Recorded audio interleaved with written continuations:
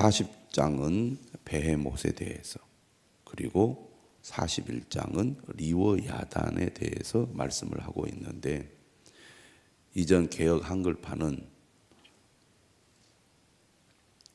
베헤못은 하마로, 리워 야단은 악어로 그렇게 번역을 했습니다.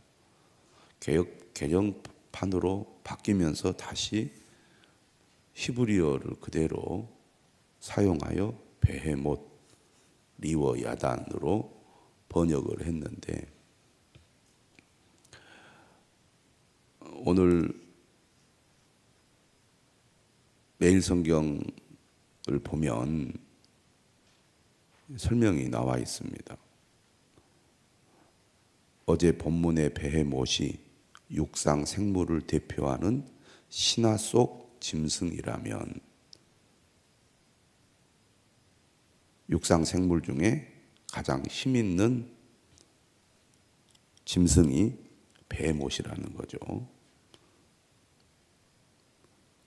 리오 야단은 고대 사람들이 바다를 지배한다고 여기던 괴물입니다. 이렇게 우리가 생각을 하면 좀 도움이 될 수 있겠습니다. 한 번도 하마나 악어를 본 적이 없는 사람이 야생에서 거대한 하마와 그리고 물가에서 악어를 봤다면 그 느낌이 어떠했겠습니까? 공포에 질릴 정도로 두려웠을 것입니다. 하마를 여러분들 동물원에서 다 본 적이 있으시죠? 거대한 몸집을 가지고 있고 입이 얼마나 큽니까? 악어도 마찬가지죠. 큰 악어를 보면 두려울 정도인데, 동물원에서 보니까 별로 두렵다고 여겨지지 않고 또 오히려 친근하게 여겨질 때가 있는데, 한 번도 본 적이 없는 베헤못이나 리워 야단이 사람들에게는 공포의 대상으로 여겨졌을 것입니다. 오늘 본문을 보면 고대 악어를 한 번도 본 적이 없는 상상 속의 동물로 여겼던 것 같습니다. 특별히 이제 팔레스타인에서는 악어가 존재하지 않기 때문에 아마 얘기로만 들었지 않았을까. 바다는 혼돈의 장소고 악이 역사하는 곳인데, 그곳에 있는 무시무시한 악어가 마치 악의 대상으로 여겨졌던 것 같습니다. 오늘 1절은 이렇게 얘기하죠. 네가 낚시로 리워 야단을 끌어낼 수 있겠느냐. 사람들이 물고기를 낚시로 잡아서 먹는데, 그 거대한 리워 야단, 악어를 낚시로 끌어낼 수 없다는 얘기죠. 인간이 잡을 수 없는 무시무시한 바닷속 괴물이라고 할 수 있겠습니다. 노끈으로 그 혀를 뺄 수 있겠느냐? 너는 밧줄로 그 코를 뺄 수 있겠느냐? 갈고리로 그 아가미를 뺄 수 있겠느냐? 인간의 힘으로 잡을 수 없는 바다 괴물이라는 얘기죠. 5절에도 말합니다. 네가 어찌 그것을 새를 가지고 놀듯 하겠으며 네 여종들을 위하여 그것을 메어 두겠느냐. 7절에도 말합니다. 네가 능히 많은 창으로 그 가죽을 찌르거나 작사를 그 머리에 꽂을 수 있겠느냐. 악어의 입이 얼마나 큽니까? 하마의 입도 어마어마하게 크잖아요. 악어의 입도 엄청나게 큽니다. 입을 벌려서 물면 빠져나오기 어려울 것처럼 보이고, 또 그 가죽이 얼마나 강하게 보입니까? 그래서 창으로 찌르지도 못하고 작살로 그 머리에 꽂을 수 없는 괴물로 보였을 것입니다. 그래서 8절은 얘기하죠. 네 손을 그것에게 얹어보라.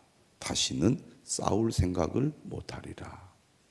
하마도 인간이 상대하기 어려운 육지 생물인데 바다는 그 자체로 더 두려운 대상이고 그곳에 있는 무시무시한 악어는 매우 두려운 존재였을 것입니다.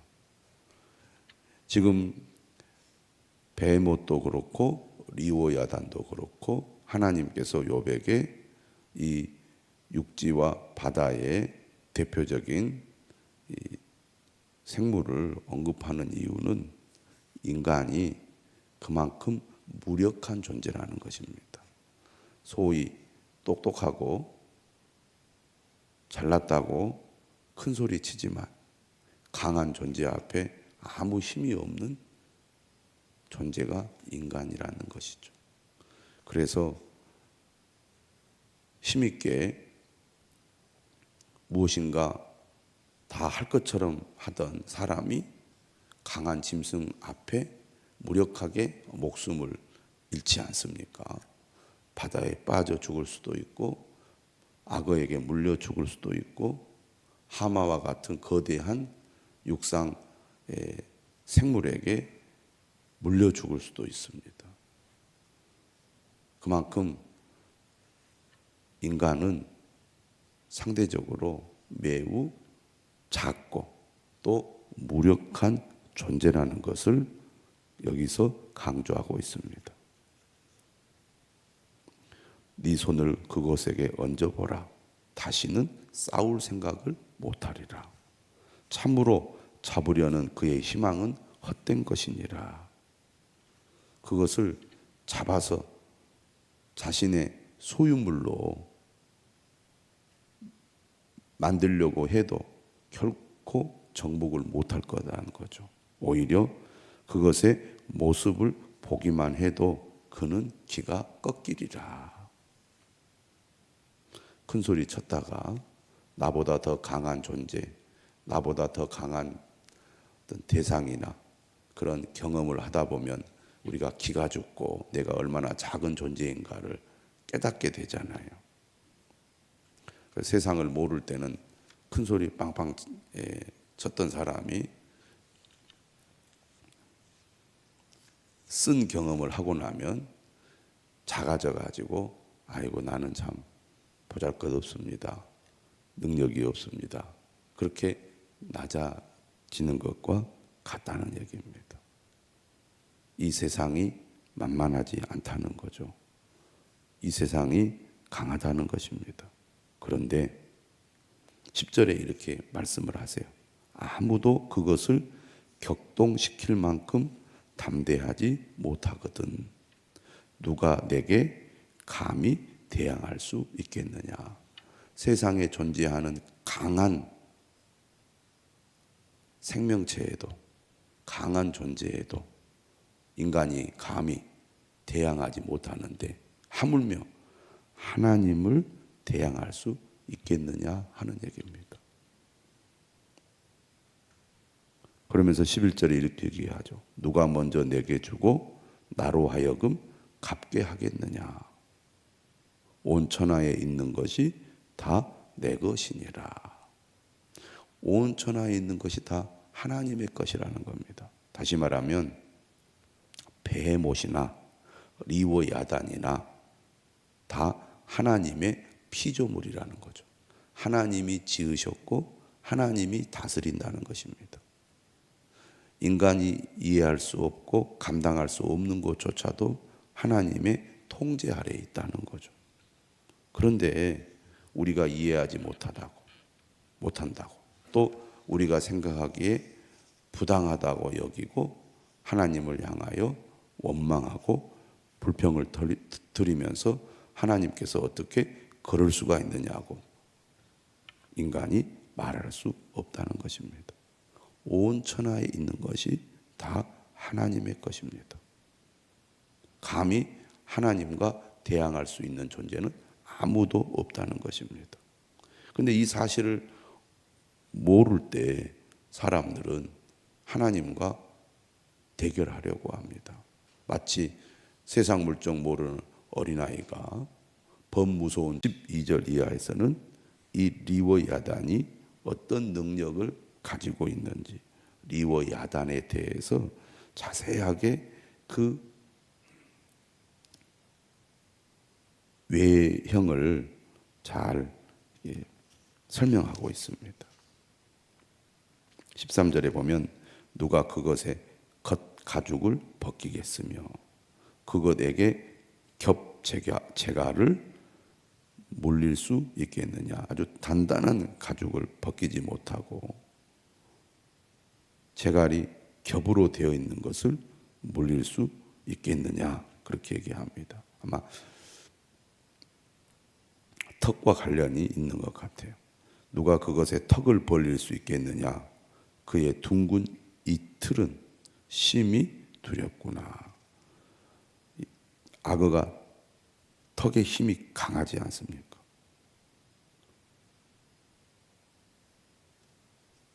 그의 질비한 비늘은 그의 자랑이로다.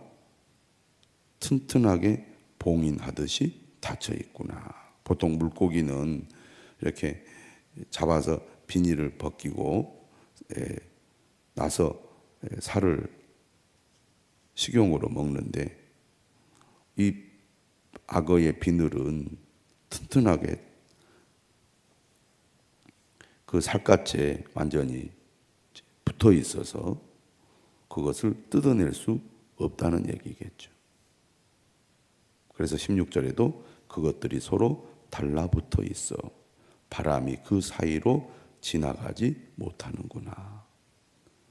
18절에도 이런 표현이 나옵니다. 그것의 눈은 새벽에 눈꺼풀 빛 같으며.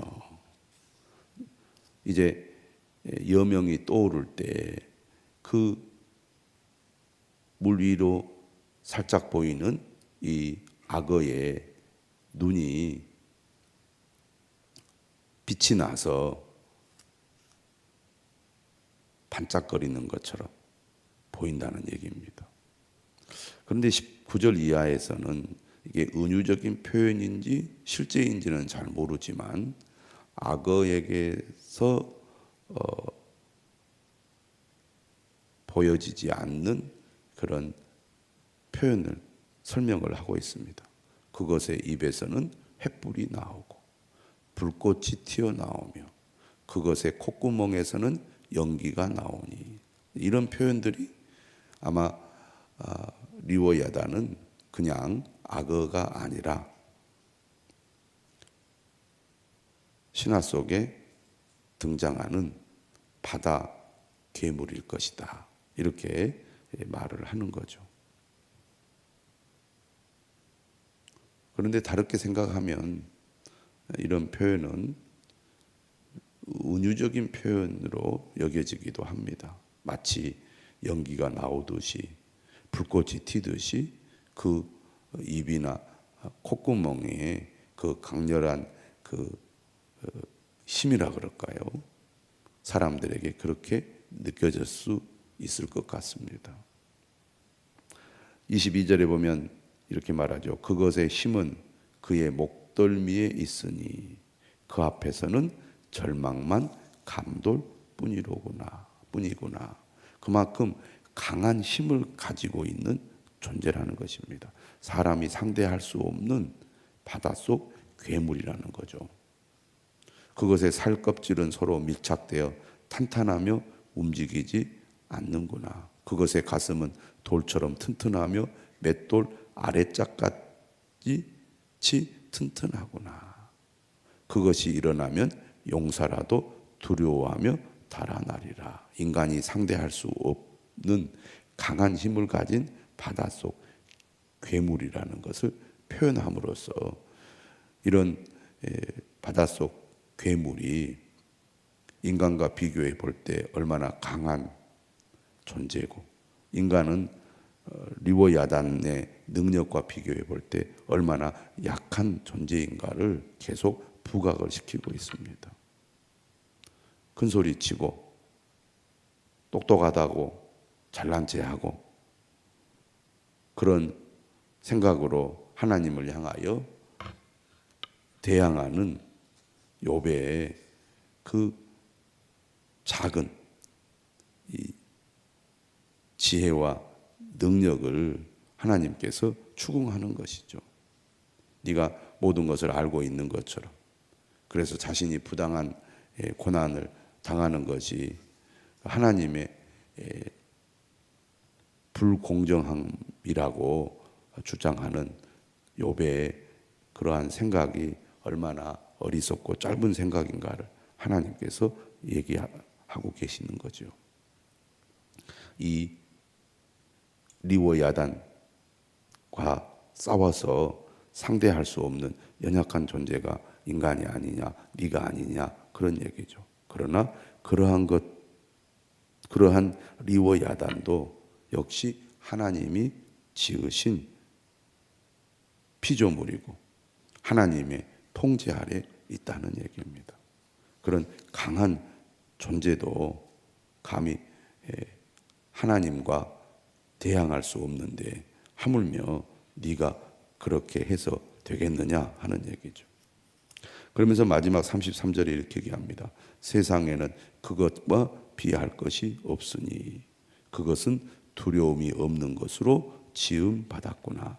가장 강한 존재로 리워야단을 묘사하고 있습니다. 어느 인간도 이러한 리워야단과 대결하여 이길 수 없다. 이 리워야단이야말로 34절에 이렇게 말하죠. 그것은 모든 높은 자를 내려다보며 모든 교만한 자들에게 군림하는 왕이니라. 이런 의미에서 리워야단은 악의 세력을 대표하는 존재로 묘사되기도 합니다. 그러니까 인간이 악의 존재와 대결해서 결코 이길 수가 없다는 얘기죠.